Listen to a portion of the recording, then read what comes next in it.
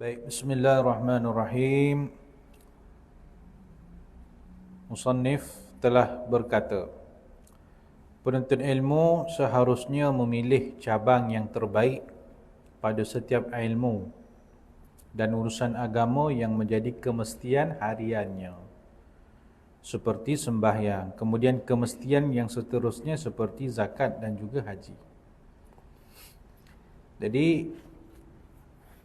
penuntut ilmu, siapakah dia penuntut ilmu? Penuntut ilmu adalah setiap seseorang yang dalam hati dia minat untuk belajar, minat untuk menuntut ilmu agama, dan dia berusaha untuk menuntut ilmu agama walaupun umur dia dah lanjut. Istilahnya penuntut ilmu ini tidak terhad kepada yang belajar sekolah menengah ke, kalau belajar kolej ke, universiti ke, dia tidak terbatas begitu. Penuntut ilmu ni setiap seseorang yang dalam hati dia teringin nak belajar ilmu agama dan dia ada usaha nak belajar ilmu agama, maka dia itu penuntut ilmu lah. Maka setiap seseorang yang berada dalam kelas kita pada malam ni dipanggil sebagai penuntut ilmu. Tak bolehlah ada orang kata, ustaz, saya bukan penuntut ilmu ustaz, saya umur dah 90. Tak, 90 tak 90, selagi ada usaha menuntut ilmu, maka penuntut ilmu lah dipanggil. Dan tiada aib pada seseorang yang dipanggil sebagai penuntut ilmu walaupun umurnya telah lanjut. Tak ada aib pada itu. Kerana apa? Kerana ada seorang imam yang besar, nama dia Imam Ahmad bin Hanbal. Imam Ahmad bin Hanbal yang mengasaskan salah satu mazhab dalam mazhab Ahli Sunnah yang empat. Kita tahu empat mazhab Ahli Sunnah wal Jamaah: mazhab Hanafi, mazhab Maliki, mazhab Syafi'i, mazhab Hanbali. Ini empat yang diiktiraf oleh Ahli Sunnah wal Jamaah, walaupun di sana ada banyak mazhab yang lain. Kalau kami di Al-Azhar di Mesir dulu, kami belajar, kalau belajar di kuliah syariah, kami belajar hukum hakam 12 mazhab. Bukan 4 mazhab, 12 mazhab. Ada tambahan mazhab Imam Zahiri, Imam Laith bin Sa'ad, Imam Auza'i. Ada mazhab-mazhab Syiah pun belajar sekali. Jadi ada 12 mazhab yang kita pelajari. Tapi daripada 12 itu, yang benar-benar diiktiraf oleh Ahli Sunnah wal Jamaah adalah 4 mazhab saja. Jadi salah satunya mazhab Hanbali yang diasaskan oleh Imam Ahmad bin Hanbal, anak murid kepada Imam Asy-Syafi'i.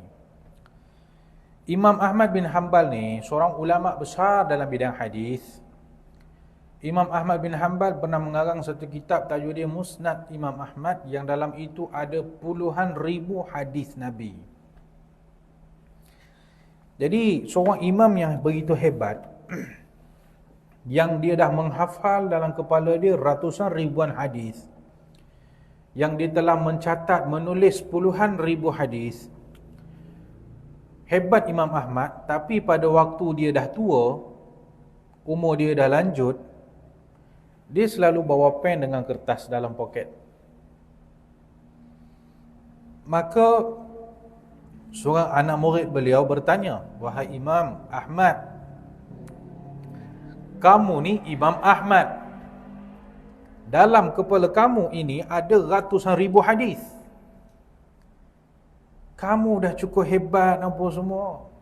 Dia buat apa lagi duduk bawa pen dalam kocek ni? Buat apa lagi bawa pen lah, kertas lah, buat apa lagi? Kamu dah jadi imam besar dah." Maka berkata Imam Ahmad bin Hanbal, "Na'nu apa? Ma'al mahbarah hatta al-maqbarah," kata Imam Ahmad bin Hanbal. Dia kata kami akan bersama dengan dakwat. Maksudnya pen lah. Kami akan bersama dengan dakwat, iaitu pen, sampailah kami masuk dalam liang lahat. Apa maksud dia? Pen maksud Imam Ahmad ini bukan maksudnya pen. Maksud di sini adalah ilmu. Pen itu kan alat menulis ilmu. Jadi Imam Ahmad nak kata kami akan terus menerus mencatat ilmu, menulis ilmu, mempelajari ilmu, walaupun sampai nak masuk dalam liang lahat. Jadi itu Imam Ahmad bin Hanbal yang bersedia menjadi seorang penuntut ilmu, walaupun dia jadi imam besar, walaupun telah lanjut usia beliau, setiap beliau tidak merasa malu untuk menulis ilmu, untuk belajar ilmu. Jadi kalau Imam Ahmad macam tu, kita ni lagi-lagilah.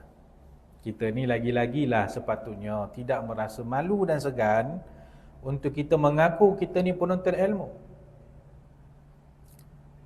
Tuan-tuan dan puan-puan, saya dah berada dalam usaha menuntut ilmu ni daripada umur saya 13. Maknanya dah 20 tahun dah. 20 tahun dah duduk belajar ilmu agama. Sampai pada hari ini, saya masih merasakan saya ni penuntut ilmu je. Saya bukan orang alim. Saya bukan syekh. Saya bukan kiai. Saya bukan apa. 20 tahun dah belajar. Dan saya masih merasakan saya ni penuntut ilmu.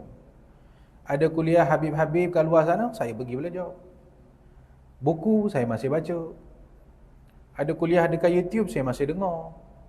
Ada ulama datang daripada luar negara, saya masih pergi. Sebab kita faham bahawasanya kedudukan kita ini masih penuntut ilmu walaupun dah lama dah belajar.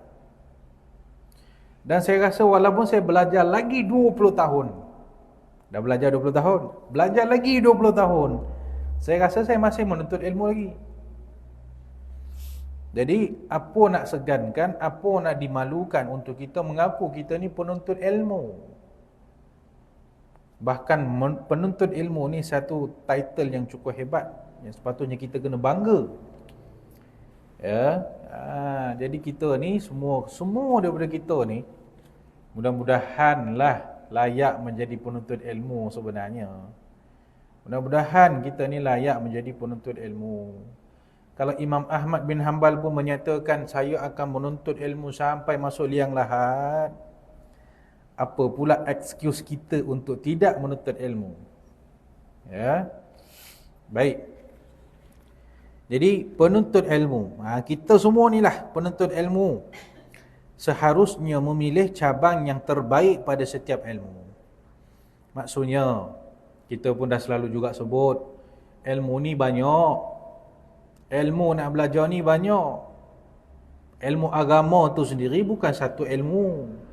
Ilmu agama tu sendiri dah banyak. Ada namanya ilmu fiqh, ada namanya ilmu tauhid, ada namanya ilmu hadis, ada namanya ilmu Quran, ada namanya ilmu mantiq, ada namanya ilmu bahasa Arab, nahwu, saraf, balaghah, tajwid, tarannum, macam-macam ilmu. Jadi orang nak menuntut ilmu ni, ilmu yang mana satu dia nak belajar? Dia nak belajar semua sampai bila pun tak settle. Jadi nak tak nak dia kena memilih beberapa cabang ilmu yang dia kena belajar. Dia tak boleh nak balun belajar semua. Nak balun belajar semua, tuan-tuan dan puan-puan, seseorang itu hidup, lepas tu mati, lepas tu dia hidup balik, mati balik, hidup balik, mati balik, pun tak habis belajar ilmu. Sebab banyaknya ilmu yang perlu dipelajari. Jadi nak tak nak kena pilih lah. Ni lah, saya boleh belajar ni, dengan ni je. Yang lain-lain tu nak macam mana? Jadi di sini macam mana kita nak memilih ilmu yang terbaik untuk dipelajari? Maka di sini dia kata kena memilih setiap ilmu urusan agama yang menjadi kemestian harian dia. Kemestian harian dia maksudnya ilmu yang kita nak pakai untuk setiap hari. Kita setiap hari nak pakai ilmu yang apa? Ilmu apa yang kita nak belajar, kita gunakan setiap hari dari pagi sampai malam. Ilmu itu yang kita kena pelajari. Cuba kita fikir, apakah ilmu yang setiap hari kita kena nak guna? Pertama, ilmu fiqh. Ilmu nak macam mana nak berwudu, macam mana nak mandi wajib, macam mana nak beristinja, macam mana nak sembahyang, macam mana nak baca wirid, macam mana nak solat duha 2 rakaat, macam mana nak solat witir. Lepas tu kita akan memerlukan ilmu tentang puasa, kita nak puasa sunat Isnin Khamis, kita nak puasa pada bulan Ramadan. Kemudian kita akan perlukan ilmu tentang zakat, bila nak bayar zakat, macam mana nak bayar zakat, berapa nak bayar zakat. Maka ini ilmu-ilmu yang kita nak gunakan selalu. Maka inilah ilmu yang perlu dipelajari. Nanti ada pula ilmu tentang ilmu tasawuf yang kita melibatkan hati. Nak jaga hati ini daripada dengki, nak jaga hati ini daripada takabur, nak jaga hati ini daripada ujub sum'ah. Itu ilmu tasawuf yang sebenarnya setiap hari juga kita guna sebenarnya.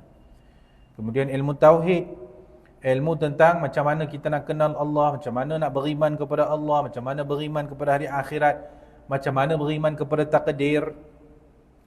Ini adalah ilmu yang kita gunakan selalu. Maka inilah yang wajib dipelajari. Ada setengah orang, dia tak pandai pilih ilmu yang nak dipelajari. Dia pilih ilmu yang dia rasa dia suka. Dia rasa dia suka belajar ni, dia pun belajar benda tu. Padahal benda yang dia belajar belum tentu penting untuk diri dia. Bukan tentu dia nak pakai setiap hari pun. Contoh, makcik-makcik ramai yang suka belajar apa? Ilmu Taranum. Bagus ilmu Taranum ni. Ya. Bagus ilmu Taranum ni, bagus kalau belajar. Walaupun suara tak merdu, walaupun time dia Taranum tu, orang kiri kanan tu dah berlari dah tak tahan dah. Suara tak sedap. Pinat juga tarik buat lagu Bayati lah, lagu Nahwan lah, lagu apalah. Kan? Orang yang Taranum tu dia memang suka lah, dapat menjerit. Yang kesiannya yang kiri kanan tu. Ilmu Taranum. Ilmu Taranum ini bagus dipelajari. Tinggal lagi dia bukan berada di tempat yang paling utama.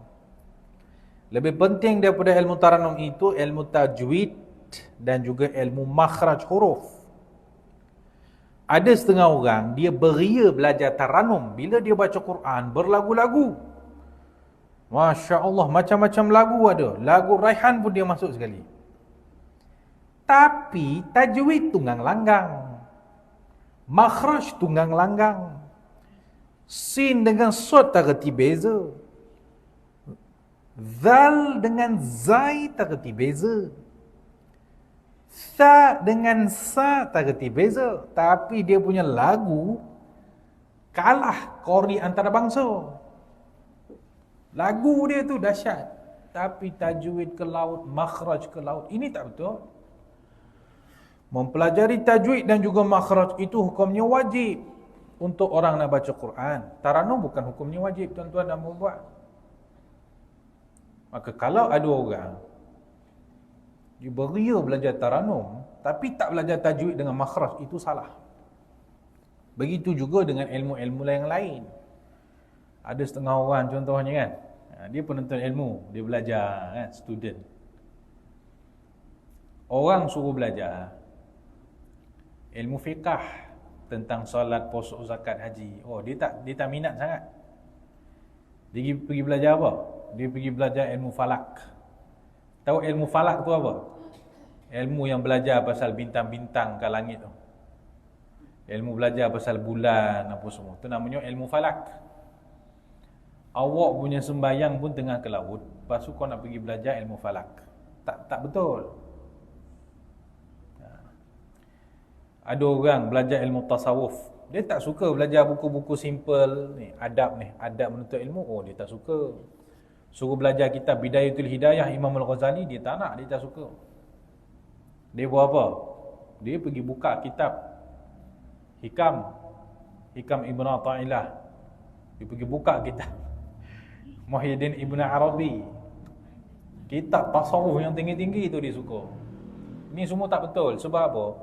Ini semua melambangkan orang itu tak pandai di dalam memilih mana ilmu yang diperlukan. Ilmu yang nak digunakan setiap hari tak belajar. Ilmu yang nak guna setahun sekali itu dipelajarnya. Itu tak jadi.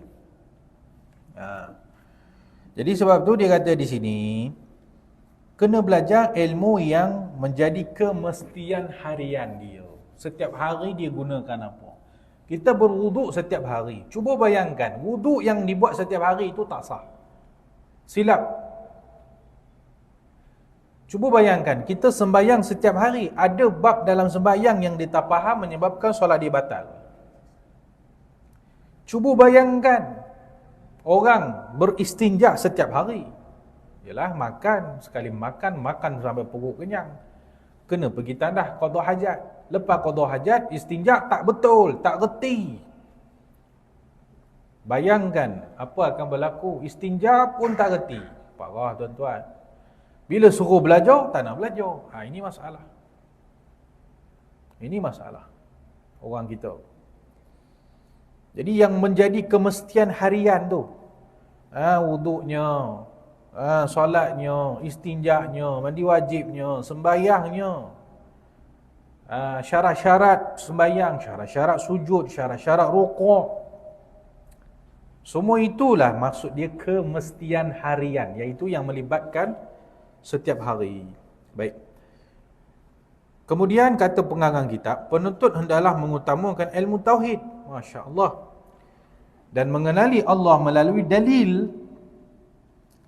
Kerana beriman secara taklid, walaupun sah pada pandangan mazhab kita ahli sunnah wal jamaah, tetapi masih berdosa kerana tidak menggunakan dalil.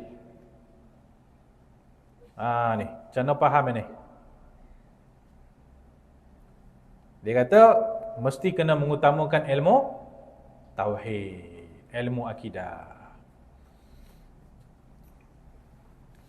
Iaitu maksud dia mengenali Allah Subhanahu Wa Taala dengan dalil.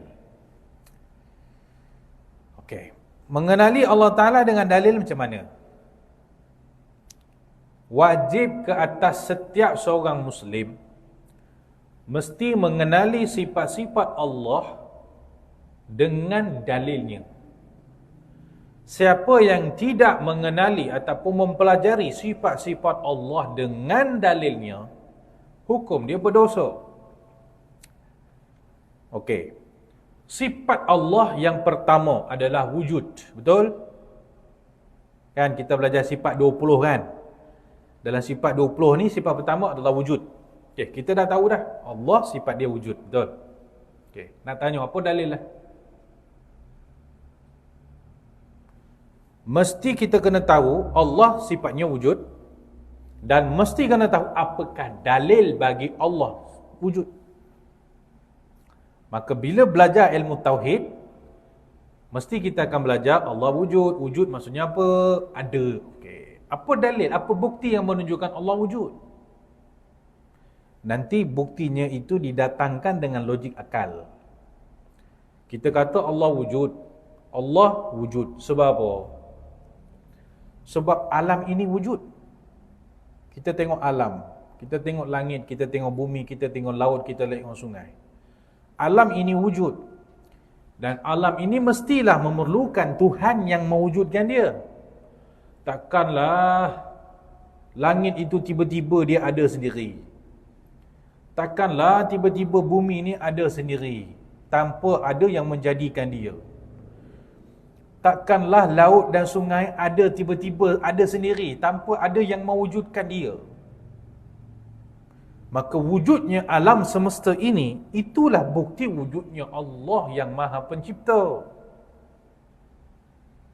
Jadi kena tahu Allah wujud, dan kena tahu dalil Allah wujud. Ini baru lepas fardu ain namanya. Dalil tentang Allah wujud ni kita senang je nak faham, tak ada masalah apa pun. Kan, banyak cerita-cerita orang zaman dulu dia buat cerita nak bagi kita faham tentang dalil kewujudan Allah. Contohnya salah satu cerita yang saya pernah dengar dulu kan. Ada orang ceritalah, katanya Imam Ghazali. Imam Ghazali dipanggil untuk berdebat dengan seorang orientalis pada zaman dia. Orientalis ni dia ni tak percaya adanya Allah. Dia kata mana ada Tuhan? Tuhan tak ada, dia kata. Okay. Jadi Imam Ghazali nak pergi berdebat. Dalam cerita ada kata Imam Ghazali, ada kata Imam Abu Hanifah, saya tak ingat. Tapi katalah Imam Ghazali, okey, Imam Ghazali dipanggil berdebat. Okey, dah bincang dah. Okey, kita akan berdebat pada hari Selasa pukul 8 malam. Okey, dah janji. Sekali Imam Ghazali sampai kepada tempat berdebat tu pukul 10 malam. Lewat berapa lama? Lewat 2 jam. Jadi yang nak berdebat ni dia pun marahlah. Engkau ni kata nak datang pukul 8, lepas tu kau datang pukul 10. Masa pun kau tak jaga, macam mana kau nak berdebat dengan aku? Imam Ghazali cerita, iyalah, aku datang lambat ni bukan sengaja. Aku nak datang tempat ni, daripada rumah aku nak datang tempat ni, tengah-tengah tu ada sungai. Tadi bila aku datang sungai tadi, jambatan tak ada. Aku tak tahu macam mana nak menyeberang. Lepas tu macam mana? Lepas aku tunggu dekat sungai tu kan, tiba-tiba ada satu pokok besar dia jatuh ke bawah. Bila pokok besar tu dah jatuh, tiba-tiba pokok tu terbelah. Terbelah, dia jadi kecil-kecil. Lepas tu tiba-tiba kayu-kayu tu dia susun jadi sampan. Aku pun naik atas sampan tu bergerak dengan sendiri tau. Dia bergerak dengan sendiri ikut kan. Lepas tu dapatlah saya menyeberangi sungai tadi. Jadi nak tunggu sampan tu dah lah lambat, lepas tu apa semua. Tu yang lambat datang tu, dia kata. Jadi orang yang nak berdebat ni dia pun pening. Apa cerita kau ni? Tiba-tiba ada pokok jatuh sendiri. Tiba-tiba pokok tu dia terbelah sendiri. Tiba-tiba yang terbelah tu menjadi sampan sendiri. Tiba-tiba sampan itu boleh berjalan sendiri atas sungai. Tak ada orang bawa dia. Dia boleh jalan sendiri. Ini cerita kartun ke apa? Maka berkata Imam Al-Ghazali, aku baru cerita kat kau, pokok tumbang sendiri kau tak nak percaya.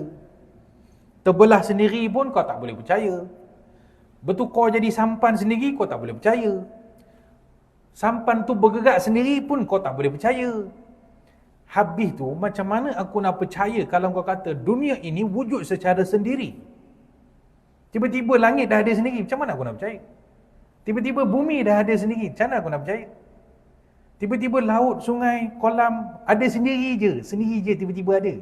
Macam mana nak percaya? Maka kata Imam Al-Ghazali, aku tak boleh percaya semua ni berlaku dengan sendiri, melainkan adanya Tuhan yang menciptakan langit dan bumi. Ada Tuhan yang menciptakan lautan. Allah, ada Tuhan menciptakan sungai. Barulah betul. Ini nak kata logik akal. Ini nak kata logik akal. Takkanlah dunia ini ada sendiri tanpa diciptakan oleh satu zat. Jadi nak kata wajib kita beriman Allah ada. Dan wajib kita mengenali apakah dalil bahawa Allah ada. Ini baru betul selesai fardu ain mengikut ahli sunnah wal jamaah. Itu baru satu sifat. Sifat Allah adalah qidam. Allah wajib bersifat dengan sifat qidam. Qidam ni maksudnya apa? Sedia ada. Qidam ni maksudnya sedia ada. Maksudnya kalau macam kita ni manusia kan, kita ada starting point kita. Kita lahir contohnya 60 tahun lepas. Adam lahir tahun bila? 2008. 2007 Adam kat mana? Perumat. Okey. Kalau tahun 2000 Adam kat mana? Belum lahir lagi. Jadi kita bermula pada tahun 2008 kan? Adanya permulaan bagi diri kita. Semua orang ada permulaan. Ni 2008, Amin 2008 juga. Ustaz Muhtar mungkin 1994, 97. Muda lagi rupanya. Ustaz Firdaus mungkin 93, 92. Kalau makcik-makcik lagi veteran dah. Semua ada starting point dia. Dia lahir pada tahun sekian. Sebelum tu dia tak ada, betul? Nak tanya, Allah start ada tu bila? Kita semua ada start ada ni. Ada titik permulaan kita ada. Allah punya titik permulaan bila? Allah tak ada titik permulaan. Allah sedia ada daripada sebelum wujudnya masa. Allah tidak ada permulaan. Tu namanya qidam. Allah sedia ada. Tu namanya qidam. Okay. Kita faham dah qidam ni. Apa bukti Allah itu sifatnya qidam? Mesti kena ada bukti. Apa bukti Allah Ta'ala itu qidam? Okay. Buktinya, kalaulah Allah tidak bersifat qidam, kalaulah Allah tidak bersifat sedia ada, maka mestilah Allah memerlukan seseorang untuk menciptakan diri dia.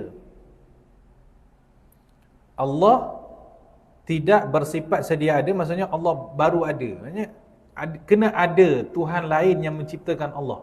Boleh ke macam tu? Bolehkah adanya Tuhan lain menciptakan Allah? Tak boleh. Maka Allah sedia ada. Sebab mustahillah Allah Ta'ala diciptakan oleh Tuhan yang lain. Tak ada, tak boleh. Maka maksudnya Allah sedia ada lah. Kita ni ada pada tahun sekian-sekian sebab kita ni diciptakan oleh Allah. Adanya Tuhan menciptakan kita. Kalau Tuhan tu pun macam kita juga, maksudnya Tuhan itu memerlukan kepada Tuhan lain nak cipta dia. Ini nak bagi contoh mengenali Allah dengan dalil. Itu baru sifat qidam. Nanti ada sifat baqa', ada sifat mukhalafatul lil hawadith, ada sifat qiyamuhu bi nafsih. Jadi kita nak mengenali sifat-sifat Allah itu wajib dengan dalil. Kena tahu kenapa Allah Ta'ala sifat ni macam ni, kenapa, apa bukti, apa dalilnya. Boleh tak kalau kita hanya tahu Allah sifatnya wujud tapi tak tahu dalil, Allah sifatnya qidam tapi tak tahu dalil, Allah sifatnya baqa tapi tak tahu dalil? Boleh tak? Hukum dia adalah berdosa juga. Walaupun dia dah tahu sifat-sifat Allah ada 20, tapi dia tak tahu kenapa Allah Ta'ala sifatnya macam tu. Dia tak tahu tentang dalil sifat Allah itu. Hukum dia tetap berdosa mengikut ahli sunnah wal jamaah. Faham tuan-tuan ya? Ini nanti dia akan belajar lebih mendalam dalam kitab Tauhid, kitab Aqidah, insya-Allah. Jadi kat sini dia kata penuntut ilmu hendaklah mengutamakan ilmu tauhid dan mengenali Allah melalui dalil. Kerana beriman secara taklid. Taklid ni maksudnya dia beriman kepada Allah tanpa tahu dalil. Dia ikut-ikut je. Kamu tahu tak Allah Ta'ala sifatnya wujud? Ya, saya tahu Allah Ta'ala wujud. Apa dalil dia? Dalilnya aku tak tahu. Habis macam mana kamu tahu Allah Ta'ala tu sifat dia wujud? Alah, ni orang ni cakap macam tu, saya ikut je lah. Ikut-ikut je. Orang ni cakap Allah Ta'ala wujud, saya pun follow je lah. Saya pun cakap Allah Ta'ala wujud. Orang ni cakap Allah Ta'ala qidam, saya ikut je. Saya tak tahu apa dalil Allah Ta'ala qidam. Orang ni cakap, ustaz ni cakap Allah Ta'ala qidam, saya pun ikut je. Ustaz ni kata Allah Ta'ala tu baqa', saya pun ikut je. Jadi main ikut-ikut ni, itu namanya taklid. Dalam bidang tauhid, dalam ilmu tauhid, kita diharamkan bertaklid. Tak boleh main ikut-ikut. Tak boleh main ikut-ikut dalam bab tauhid. Mesti kena tahu dalil tentang semua sifat-sifat Allah. Kenapa tak boleh main ikut-ikut je dalam bidang tauhid? Sebab nanti kalau timbul keraguan, dengan keraguan tadi boleh menyebabkan seseorang itu menjadi sesat. Contoh, dia tahu Allah Ta'ala yang qidam, tapi dia tak tahu apa dalil Allah Ta'ala tu qidam. Maka mungkin syaitan akan datang, dia akan kata, semua benda ni ada permulaan dia. Jadi permulaan Allah macam mana? Kita pun Dia fikir, Allah Ta'ala ni mula dia macam mana Wah, tu dah. Mula sesat tu. Bila otak dah mula memikirkan bagaimana permulaan Allah, maka itu dah mula nak menghampiri kesesatan. Orang dah kalau dah belajar apakah dalil bahawa Allah itu qidam, dia takkan fikir macam tu. Otak dia clear. Jadi banyak contoh-contoh yang kita boleh bagi. Kalau tak belajar secara dalil ni, boleh membawa kepada sesat. Jadi bidang tauhid, tak boleh bertaklid, main ikut-ikut tak boleh. Tapi kalau dalam bidang fiqah, kita boleh ikut. Taklid ni tak ada masalah dalam bidang fiqah. Dalam bidang fiqah tidak disyaratkan kita mesti kena tahu dalil. Contoh, kita angkat tangan Allahu Akbar. Saya nak tanya, apa dalil kita kena angkat tangan time sembahyang? Siapa tahu? Apa dalil kita kena baca Fatihah dalam sembahyang? Siapa tahu? Apa dalil solat zuhur tu 4 rakaat? Apa dalilnya? Kita tak wajib tahu dalil-dalil semua ni. Sebab ini bidang fiqah. Yang kita kena buat je. Kalau tengok orang tu, dia sembahyang zuhur 4 rakaat, saya pun sembahyang zuhur 4 rakaat lah. Okey, itu tak ada masalah. Kita ikut-ikut dalam bab fiqah, tak ada masalah. Walaupun tak belajar pasal dalil, tak ada masalah. Tapi kalau bidang tauhid, wajib belajar dalil. Allah wujud, kena tahu apa dalil Allah wujud. Allah qidam, kena tahu apa dalil Allah Ta'ala qidam. Semua ni mesti memerlukan dalil. Dalam bidang tauhid, tak boleh main ikut-ikut. Ustaz tu kata Allah wujud, saya pun cakap lah Allah Ta'ala wujud. Ustaz ni kata Allah Ta'ala itu qidam, saya pun ikut je lah Allah Ta'ala qidam. Tak boleh. Dalam bidang tauhid tak boleh main ikut-ikut, kenalah belajar pasal dalil. Dalil untuk setiap sifat-sifat Allah. Bidang fiqah boleh je main ikut-ikut, tak ada masalah. Tak ada syarat pun kena tahu dalil. Faham kan ni? Macam ceritanya tinggi sikit. Faham tak ni?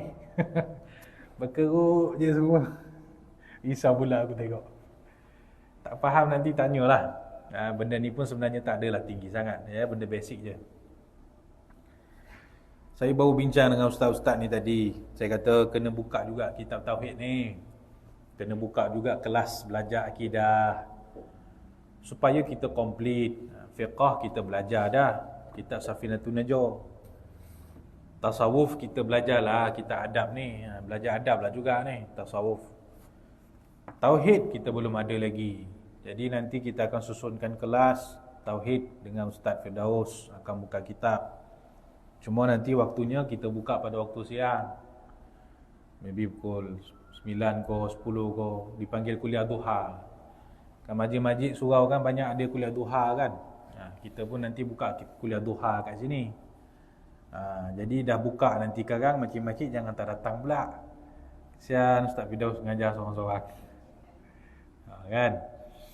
Jadi nanti kita akan bincang balik hari apa nak buka ni. Tapi saya tengok mesti kena belajar ilmu akidah. Zaman ni kalau tak belajar ilmu akidah boleh rosak, boleh sesat barat, boleh terpesong. Jadi ilmu tauhid mesti kena belajar, dan belajar ilmu tauhid macam saya katakan tadi hukumnya wajib. Tak belajar berdosa. Siapa tak belajar tentang sifat Allah dan tak tahu dalil-dalil bagi sifat Allah, hukum dia berdosa. Ini terang-terang ni. Kat sini kita baca, cuba tengok. Mana tadi? Dia kata kerana beriman secara taklid. Cuba tengok taklid ni maksudnya ikut-ikut Beriman secara ikut-ikut walaupun sah pada pandangan mazhab kita Ahlussunnah wal Jamaah, tetapi masih berdosa kerana tidak menggunakan dalil. Cuba tengok beriman secara ikut-ikut tanpa mengetahui dalil, iman dia sah tapi berdosa kerana dia tidak mempelajari dalil. Inilah fungsi ilmu akidah. Nak suruh belajar ilmu akidah sebab apa? Biar kita beriman kepada Allah dengan akidah yang benar, dengan akidah yang jelas, sempurna. Kita tahu Allah sifatnya macam ni, dan kita tahu dalil-dalil bagi sifat Allah tersebut. Kalau tak belajar apa yang saya katakan ini, hukum dia berdosa sebab dia termasuk ilmu fardu ain. Banyak kali kita sebut ilmu fardu ain 3 sahaja. Ilmu tauhid yang paling utama, ilmu fiqah di nombor kedua, ilmu tasawuf juga sangat penting. 3 ni. Ya, kita di sini alhamdulillah ada ilmu fiqah, ada ilmu tasawuf. Kita belajar Bidayatul Hidayah Imam Al-Ghazali. Itu kita tasawuf tu. Kita belajar kitab Ta'lim Muta'allim ni, warna putih ni. Ni belajar kita tasawuf ni. Jadi fiqah dah ada, tasawuf dah ada. Kitab tauhidnya belum ada lagi. Akidah belum ada, nanti kita akan buka. Jadi rajin-rajin datang mengaji nanti ya, insya-Allah. Baik. Sampai mana dah? Sikit lagi. Kemudian kata pengarang kitab ni, penuntut hendaklah memilih ilmu yang silam. Ilmu yang dulu, iaitu ilmu daripada Nabi SAW dan ilmu para sahabat dan ilmu pengikut-pengikut mereka dan pengikut kepada pengikut-pengikut mereka. Maksud dia, kena belajar ilmu yang diriwayatkan daripada Nabi. Maksudnya ilmu hadis. Dan juga ilmu yang diriwayatkan daripada sahabat-sahabat. Juga namanya hadis. Pengikut-pengikut mereka. Apa maksud pengikut-pengikut mereka ni? Dalam buku ni dia kata pengikut-pengikut mereka. Pengikut-pengikut para sahabat. Maksudnya siapa golongan ni? Golongan apa kita panggil pengikut-pengikut sahabat ni? Golongan? Memang golongan beriman. Dipanggil golongan ini istilahnya golongan tabi'in. Golongan tabi'in, kita pernah dengar kan? Selalu kita dengar. Namanya tabi'in. Apa maksud tabi'in? Tabi'in adalah pengikut kepada para sahabat. Sahabat itu siapa pula? Sahabat itu pengikut kepada Nabi Muhammad SAW. Yang mengikuti Nabi Muhammad SAW maksudnya golongan sahabat. Yang mengikuti golongan sahabat namanya tabi'in. Yang mengikuti golongan tabi'in dipanggil apa pula? Yang mengikuti golongan tabi'in panggil apa? Dipanggil tabi'in. Yang mengikuti golongan tabi'in ni dipanggil tabi'in. Yang mengikuti golongan tabi'in dipanggil apa? Tabi'in. Yang mengikuti golongan tabi'in ini dipanggil apa? Tabi'in. Betul lah tu. Kalau macam tu kita ni dipanggil golongan apa? Tambahlah 20 kali tabi' kat depan tu. Kita ni pengikut kepada pengikut kepada pengikut kepada pengikut kepada pengikut kepada pengikut kepada pengikut sampai Nabi. Ya. Jadi kita disuruh untuk mendahulukan ilmu. Ilmu daripada mana? Ilmu Nabi, sahabat, tabi'in, tabi'in. Ini namanya ilmu hadis lah. Dan kata musannif, bukannya ilmu yang baru muncul. Bukan ilmu tu baru muncul 100 tahun lepas, 200 tahun lepas. Maksudnya ambil dan berpegang dengan ilmu yang telah dinukilkan daripada zaman Nabi SAW. Jangan duk sibuk dengan ilmu-ilmu yang baru muncul beberapa tahun lepas. Wallahu a'lam.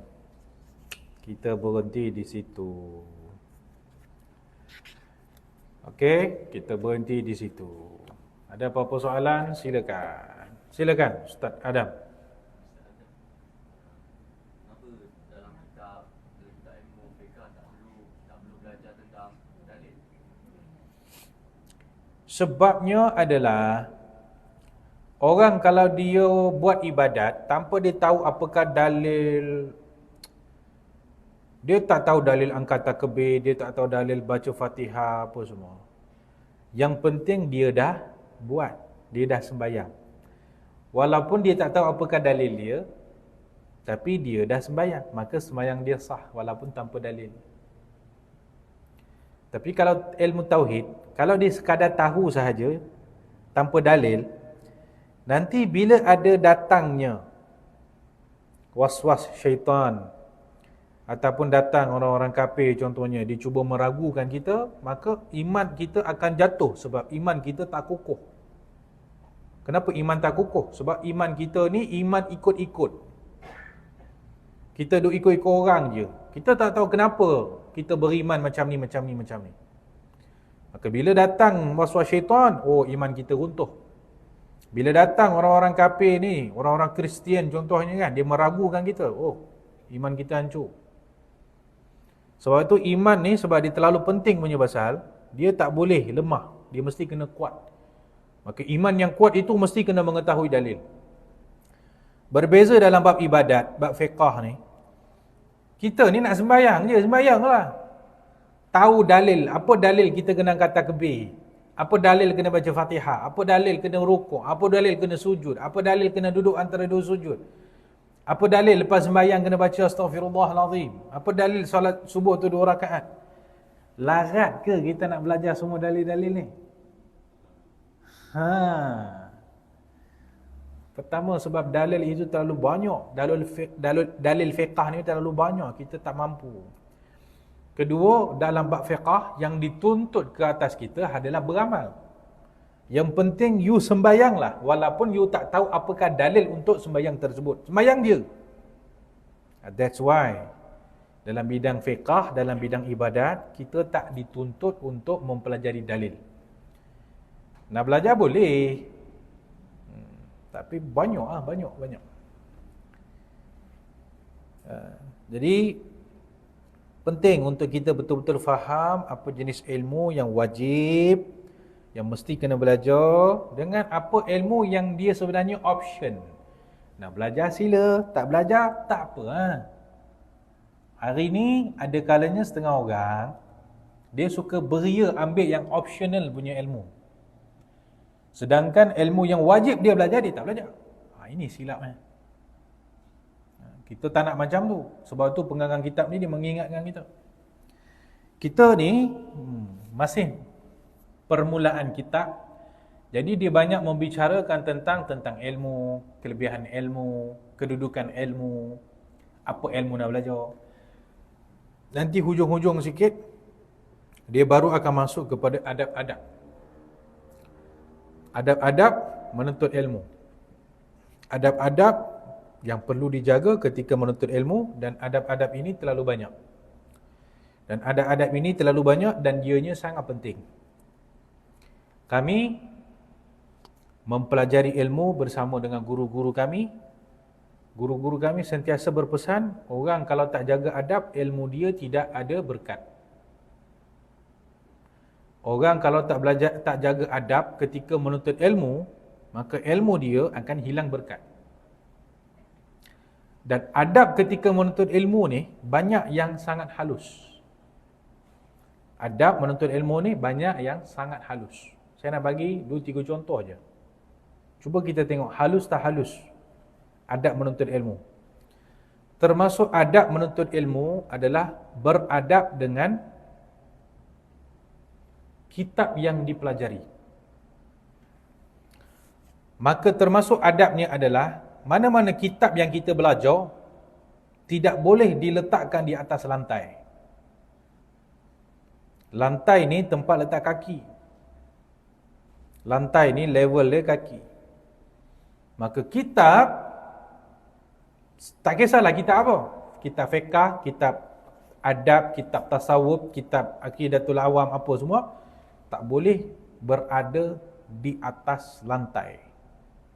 Meletakkan satu kitab, dalam tu ada ayat Quran, dalam tu ada kata-kata Nabi, dalam tu ada ilmu. Kitab tu letak atas lantai, itu adalah satu perbuatan yang tidak beradab nama dia dalam menuntut ilmu. Itu satu contoh. Cuba bayangkan, kalau kitab pun tak boleh letak atas lantai, apatah lagi kalau Quran. Saya serabut kalau tengok ada orang letak Quran di atas lantai. Termasuk Quran yang tak boleh letak atas lantai adalah surah Yasin. Surah Yasin ni daripada Quran ke bukan daripada Quran? Jadi tak boleh letak surah Yasin di atas lantai, tak boleh. Suratul Mulk. Tak boleh letak atas lantai. Hukum dia haram, berdosa. Kerana meletakkan kalam Allah yang mulia di atas lantai. Quran ni, suratul surat Yasin, tak boleh letak atas lantai. Haram hukum dia, berdosa. Ya, kalau kita nampak ada siapa letak Quran di atas lantai, pesan, cakap kat dia, bisik elok-elok lah. Jangan pula, oi, jangan. Terkejut orang tu nanti.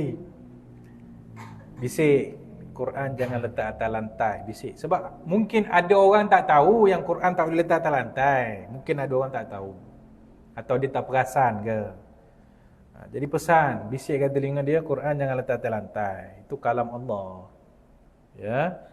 Jadi Quran hukum dia haram letak atas lantai.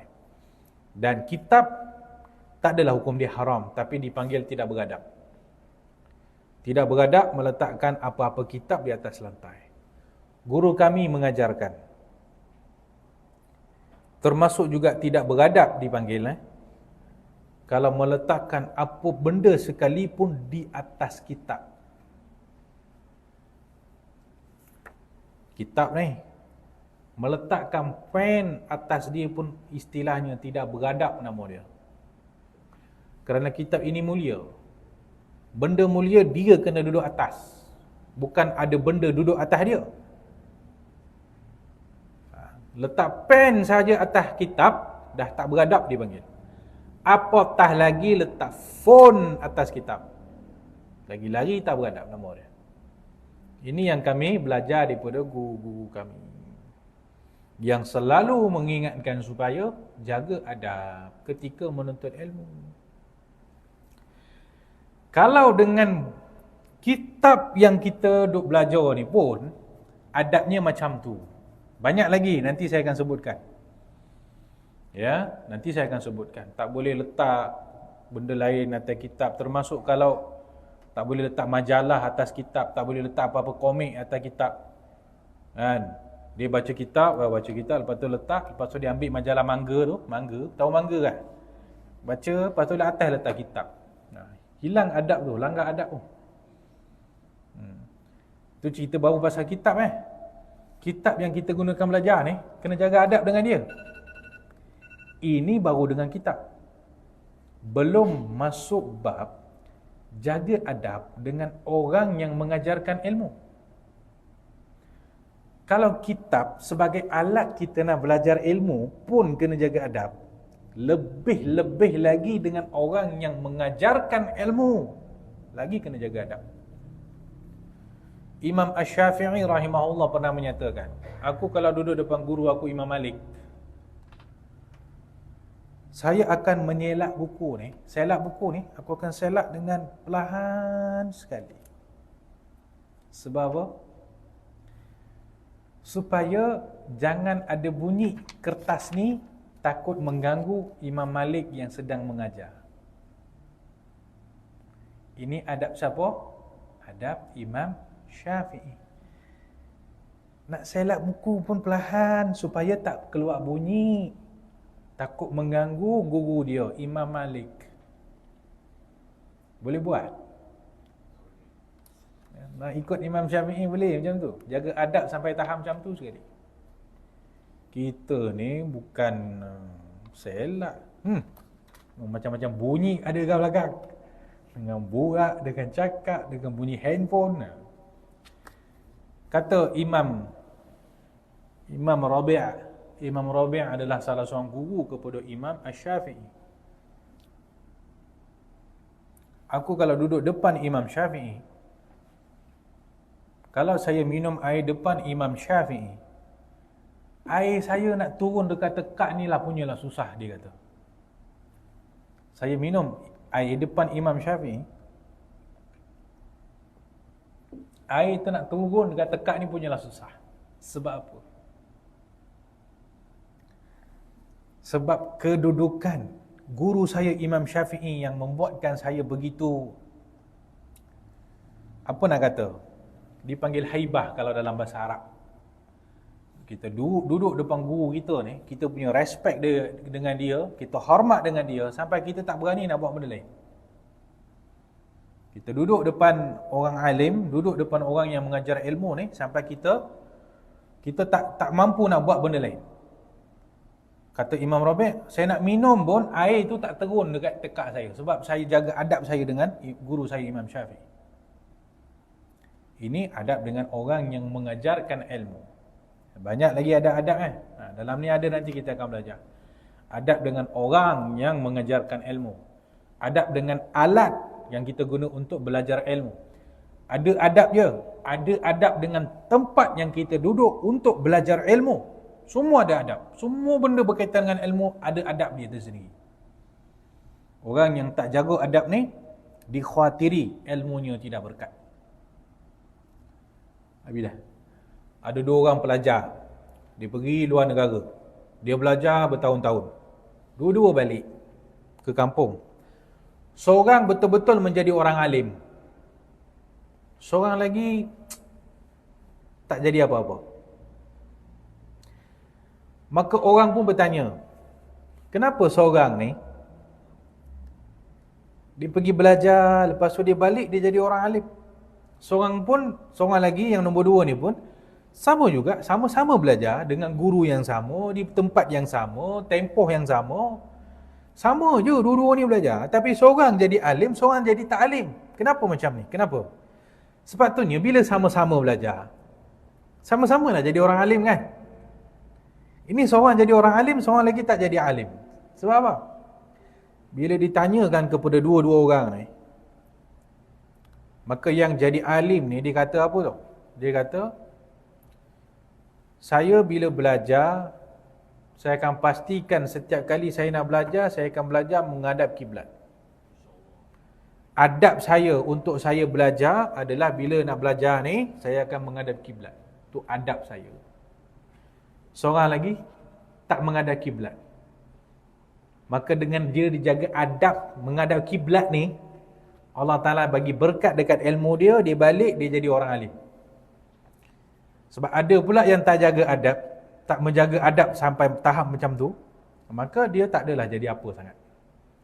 Beza orang belajar dan jaga adab, dan orang belajar tapi tak jaga adab.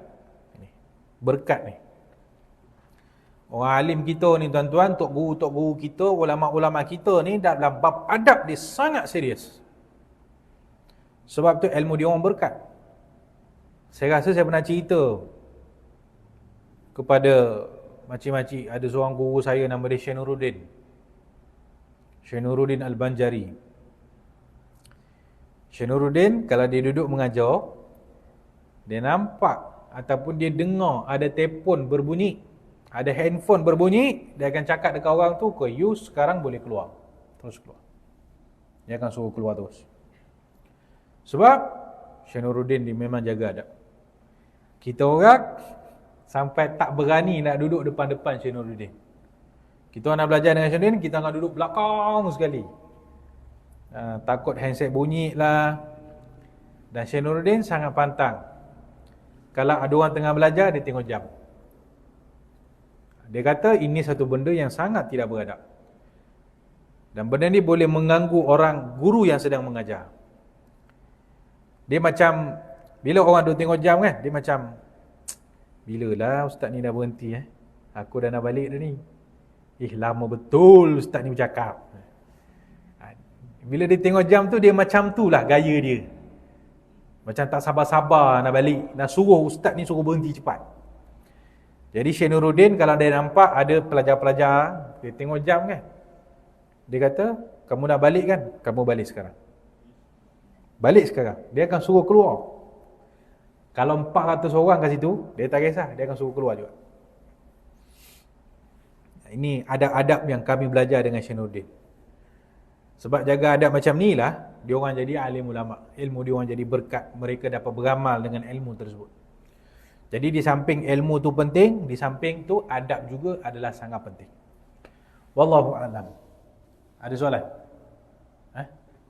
Kat ni, kat live, silakan. Soalan pertama, adakah berdosa kalau tidak hafal sifat-sifat Allah? Soalan kedua, jika dah pelajari dalil untuk sifat-sifat Allah, adakah wajib untuk kita menghafal? dan ingat.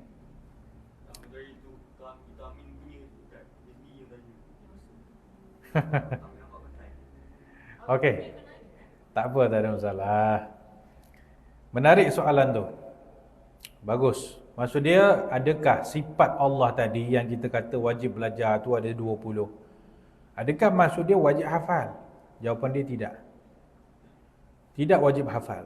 Yang wajib itu adalah mempelajari sahaja. Termasuk dalil-dalil tadi, kita tak wajib hafal. Wajibnya adalah kita mempelajari dalil-dalil tersebut. Itu je. Jadi kiranya kalau kita dah belajar ni sifat 20 ni, dan kita dah tahu dah apa dalil-dalil, dah lepas tu bukan nak suruh ingat sampai mati je. Saya pun tak ingat dalil-dalil kepada sifat 20. Ustaz pun tak ingat. Yang penting dah belajar, kira dah lepas tanggungjawab. Selesai. Habis dah Ada soalan lagi ke? Macam-macam nak tanya? Adam nak tanya apa-apa? Tak ada? بسم الله الرحمن الرحيم الحمد لله رب العالمين اللهم انفعنا بما علمتنا وعلمنا بما ينفعنا وزدنا علما وعملا يا أرحم الراحمين اللهم آت نفوسنا تقواها وزكيها أنت خير من زكاها أنت وليها ومولاها اللهم نور قلوبنا بنور هدايتك كما نورت الأرض بنور شمسك يا أرحم الراحمين صلى الله وسلم على سيدنا مولانا محمد وعلى آله وصحبه أجمعين والحمد لله رب العالمين. Seminit kita akan sembahyang. Sambil-sambil tu saya teringat juga satu kata-kata pesanan guru-guru saya juga. Katanya antara perkara yang boleh menambah berkat pada ilmu seseorang, antara perkara yang menyebabkan ilmu seseorang itu jadi berkat adalah apabila dia selalu mendoakan guru-guru dia. Bila orang tu selalu doakan guru dia yang mengajar dia, guru dia yang membimbing dia, dia selalu doakan, maka Allah akan berkat ilmu yang ada pada orang tersebut. Ya. Jadi bila kita sembahyang, kita doa apa semua, kita doa untuk diri sendiri. Jangan lupa doa untuk ibu dan ayah. Dan yang ketiga, jangan lupa doakan guru-guru yang pernah mengajar kita daripada kecil sampailah besar. Yang dulu kita pernah belajar Quran, kita pernah belajar alif bata, dulu kita pernah belajar di surau, di masjid. Dulu kita pernah belajar di kampung-kampung, ada imam-imam apa-apa. Jangan lupa doakan mereka, sebab itu juga salah satu cara Allah akan beri berkat untuk ilmu yang kita pernah belajar tersebut. Imam Ahmad bin Hanbal pernah menyatakan, aku ada 70 orang guru, saya sebut nama dia orang setiap hari dan saya doakan mereka seorang-seorang. 70 orang guru tu dia sebut seorang, dia doa setiap hari. Jadi mungkin sebab itulah ilmu mereka menjadi ilmu yang berkat. Jadi jangan lupalah doakan Ustaz Muhtar. Ya. Nasiblah ustaz-ustaz Qadarul Hikmah ni. Ustaz-ustaz semua tak sihat belaka. Seorang keluar masuk klinik. Seorang lagi dah seminggu kena gout ni, kaki sakit ni tak selesai-selesai lagi. Minggu lepas sudah bantai makan sotong. Siapa bawa sotong minggu lepas? Sotong ke udang kan? Jadi makan, dia dah naik dah gout dah. Seminggu tak turun ni. Malam ni saya rasa ada lagi sotong ni. Makan je dulu.